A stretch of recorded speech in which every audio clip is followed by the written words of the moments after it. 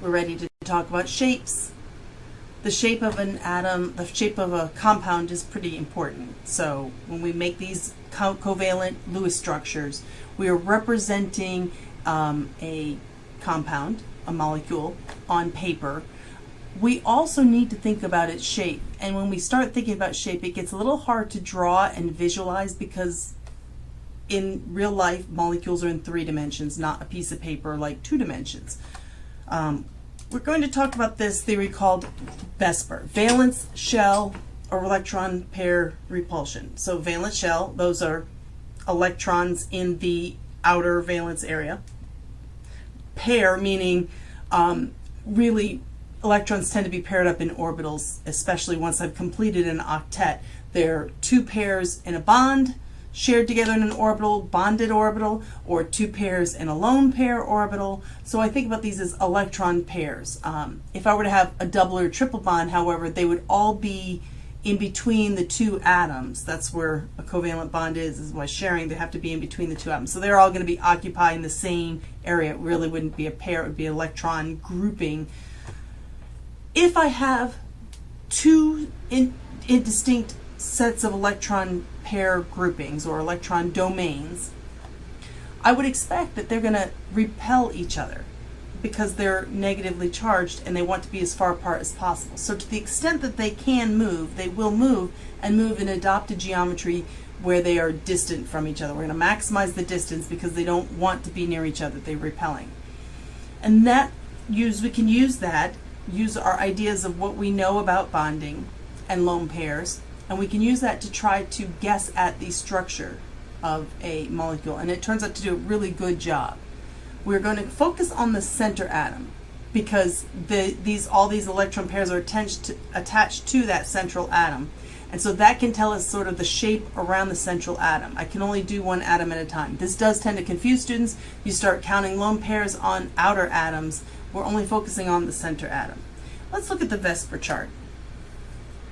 You will have this chart, it's on the reference table, but you need to know how to use it, and it's not necessarily obvious how to use it, so you want to get comfortable with it.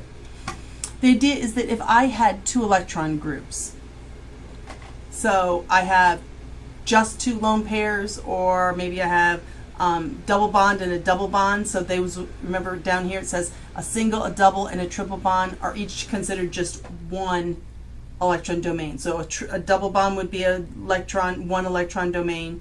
So it would be a single bond. A lone pair would be 1 bond domain. So I count up what I have around there. If I only had 2 though, regardless of how I got there, if I only had 2 of them, they would be 180 degrees apart, right? This would be the farthest apart I can get the blacks from each other. So this would be a linear, we call this a linear shape. Obviously.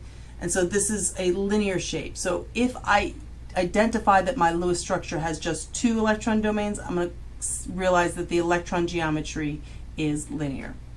But what if I had 3?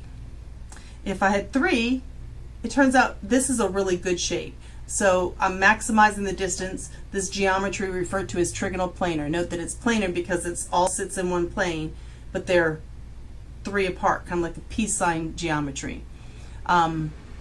So this would be the electron geometry if I had 3. So I could have 3 separate bonds. I could have 2 bonds in a lone pair. I could have 2 lone pairs in 1 bond domain. I have a variety of ways I could get to that 3, but if I have 3 around it, it would be trigonal planar. Note that once we start talking about 3 electron domains, we can begin talking about a molecular geometry. So this table part here really is referring to a electron. So this column with 0 lone pair, it says electron geometry in bold. The whole column is also molecular geometries. If I have only bonding domains, and I can see that these are bonding domains because there's an atom on the other end, then my electron geometry and my molecular geometry are the same thing. But what if I were to replace one of these with a lone pair? So let's use this as a lone pair. Note that there's still electrons there, so that's explaining why they're repelling, But note that I don't see anything here. All I'm going to see is these two atoms, so I'm just seeing this part of it. This would be a bent molecular geometry. It's still a trigonal planar electron geometry because there are electrons here, so I do have 3 areas of electron domains, but if I'm just considering the atoms, it's a bent geometry. So 1 lone pair, but 3 total domains would be a bent molecular geometry and a trigonal planar electron geometry. If I move up to 4, I now have tetrahedral. So tetrahedral is definitely 3 dimensions. There's no plane that's flat of it. Note that if I look at these 3, they're not flat. They're kind of poking out a little bit, so it's sitting up. It can, if I were to put it on a plane, it sort of steps up a little bit. This is tetrahedral, and this is the best geometry for 4 electron domains. There's bond angles, by the way, this also is telling me my bond angles. In this case, the distance between this one and this one, like if I make this angle here and I measure this distance, is 109.5 degrees. So I have a electron geometry of tetrahedral. If all 4 are bonds, so I have 4 atoms attached, it's a tetrahedral molecular geometry. But what if I replace one of these with a lone pair? If I consider just the atoms, now like this disappears. It's there electron-wise, it's still the same tetrahedral electron geometry, but when I look at it, I'm really just seeing kind of like a little mini pyramid. So this is trigonal pyramidal. It's 3 base, so it's trigonal versus one of the other ones. And then it's pyramidal, so trigonal pyramidal. You don't have to say it right. You got to spell it pretty close. But what if I were to take another one and replace it with a lone pair? So now I still have 4 electron domains, but 2 are bonds, 2 are lone pairs. Note that both of these disappear to my eyes because I don't see atoms there, and now I'm seeing a bent geometry. Now this bent geometry and this bent geometry aren't identical. We could still call them both bent. This one's going to have an angle of 120 degrees. This one's going to have an angle of 109 degrees. So if I looked at this angle and this angle, they're not quite the same. So they're not identical bents, but we'll call them both bent. You just need to be able to say it's a bent geometry. When I move up to trigonal bipyramidal, when I have 5 electron domains, things get a little bit funnier. Note that when I have 5 domains, it turns out that there really isn't a good geometry where they all have the same bond angles. I end up having a differentiation between what we call, you notice you see axial and equatorial. So my black ones are 180 degrees apart. We're going to refer to those as the axial atoms, and they're on the top and the bottom. If I look at the 3 white ones, these are the axial. Note that they're 120 degrees because there's 3 going around this plane. So I think of one like a top bottom, and then I think about a plane going this way, and there's 3 in that plane. And so I have a trigonal planar, well, it would be trigonal planar if I only had these 3, but since I have these 2, it's called trigonal bipyramidal. It's like I have a pyramid on the top and a pyramid on the bottom, right? You can kind of think about that. And I sometimes now need to designate, am I talking about an axial position or an equatorial position or an axial position? So axis, it's on the axis, or like on the y-axis, and then equatorial, like if we think about this as a globe of Earth, this would be where the equator is. So the 3 are on the equator, and the 2 are at the ends, at the axes. If I start replacing them with lone pairs, it turns out that this is a little further apart. This is a 90-degree angle between the axial and the equatorial, and this is 120-degree angles. So if I'm going to remove one, the best place for me to remove one is going to be here. It reduces I now have reduced some of these 90-degree, 2 of these 90-degree angles. If I took out one of here, I wouldn't have reduced as many options. So this is now what we call a seesaw. So it can kind of seesaw back and forth, right?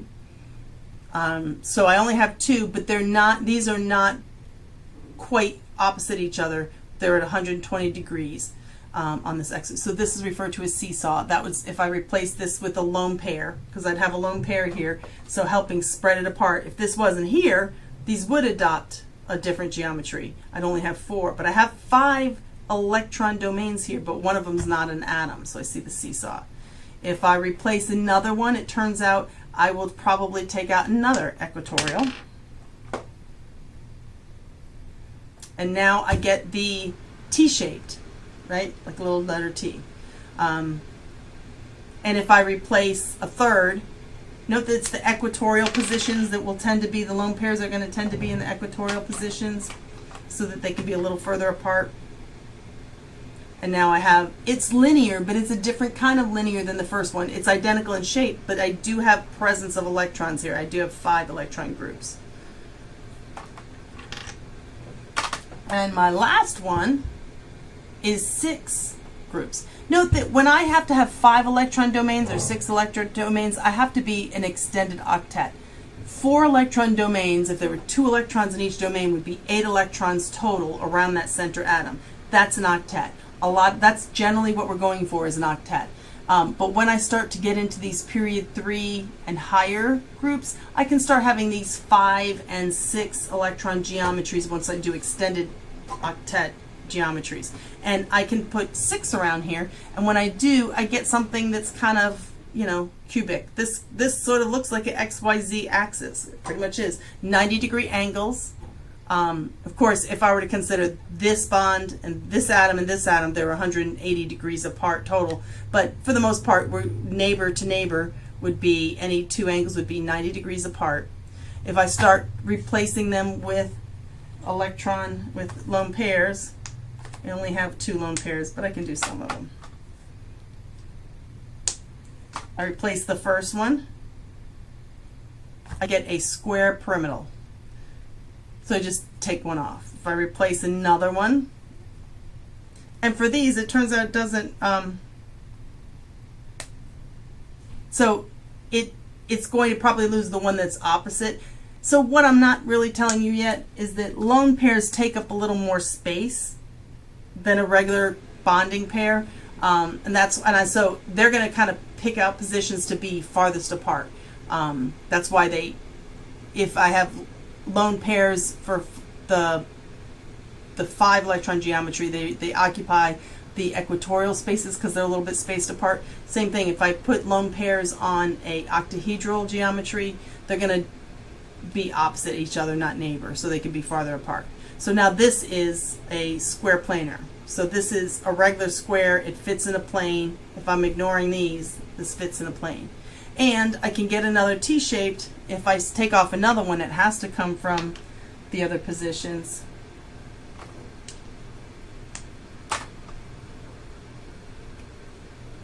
If I take off the 4th one, I can't replace it with a lone pair because I don't have any more lone pairs, but you can see now I have a linear geometry. So this is how we use the table. We are going to eventually build in some hybridization, and note that I can also detect what bond angle they're going to be and what hybridization there be just by knowing how many electron domains there are in the molecule. So let's look at an example. BCl3, first I have to have a good Lewis structure. Boron trichloride is one of these ones that's interesting because boron is one of those few atoms, boron and aluminum, but since aluminum is a metal, we tend to just see boron in covalent drawings. They can have less than 6.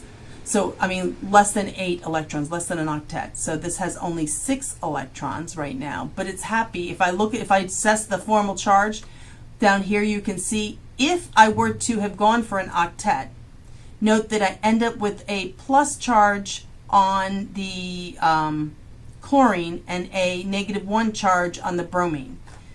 On the boron. Wow, I'm not doing well. So the boron is going to have a formal charges. It turns out that if I only have 6 electrons, boron has no formal charge. And it's kind of happy that way. So it's okay having only 6 electrons. what this would mean is if I look at my table, I have 3 electron domains. They're all bonding domains. So I'm going to have a trigonal planar electron geometry, and because there are no lone pairs, they're all bonding domains, I'm also going to have a trigonal planar molecular geometry. If I ask you about what is the hybridization on that boron, I can, from that same chart, by seeing that I have 3 electron domains, see that it's sp2 hybridized. And that would mean that the bond angles are 120 degrees. Note that I drew this here where I'm drawing it with 90-degree angles. This would really be a better way to draw it once I understand that it really should be trigonal planar. This is showing me an idea of what the shape is going to be much better than this drawing. This is a fine Lewis structure. It's okay. But sometimes you'll see people draw it this way because if you know what shape it is, you start building that into your drawing. Another way, when I start getting up to these tetrahedral, and now that I've kind of pulled all mine apart, so these are, the first 2 are planar, but once I move up to these tetrahedral, trigonal, bipyramidal, and the octahedral ones, they don't occupy 2 dimensions, they're in 3 dimensions. So there's a couple ways we can sometimes show it. When I get to these tetrahedral and trigonal pyramidal, I can use hashed lines and wedges. And the idea is that the wedge is something that's coming out of the plane of the paper, and the hash line is something that's going into the paper. So if I'm drawing this tetrahedral, so I'm going to draw it like yours. So this is this way. So the left upper one X, the middle A, and the bottom left one are in the plane. This one is going to have a wedge because it's coming out of the plane, and this bond would be represented by a hash line because it's going behind the piece of paper. So if I think about this wedge is coming out of the piece of paper, like this is my plane with a piece of paper, so this one's coming out and this one's going in. So you may see that. You'll definitely see that an awful lot in organic chemistry. The shape becomes very important, and which direction it's facing becomes very important for reactivity. So you start needing to identify them. I'm not going to make you use the wedge and the hash, but if you see them, no, it's still a covalent bond. It's just giving me a direction of that bond. It turns out also, even though that table is telling me 180 degrees, 120 degrees, 109.5 degrees, that in reality sometimes it's not exactly. And that's because not all of these bonding domains and electron domains are equivalent. Certainly what I was telling you earlier was that the lone pair actually take up more space. They tend to push the bonds into a different, they repel them a little bit more. So for instance, in methane, I have 4 carbon bonding domains, and I have 109.5, just as my model would predict. In ammonia, I have 3 bonding domains and 1 lone pair domain. This lone pair takes up a little more space and it pushes these down. I don't have one where I can really show it to you, but if I take this, if I were to replace this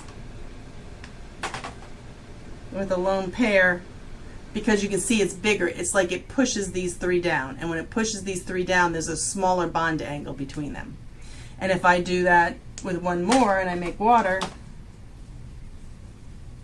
now these are really taking up space and they push this a little close together. Water has a bond angle of about 104.5. So the lone pairs electron domains are a little bit bigger than the bonding electron domains, and so the bond angles in reality may be a little different. Just know that that's okay. If you see a different bond angle, it's okay. If I ask you what's the approximate bond angle, you can use the one from the Vsepr table. We're going to practice in class finding the electron geometry, the molecular geometry, the bond angles, and the hybridization of these center atoms of these 4 molecules.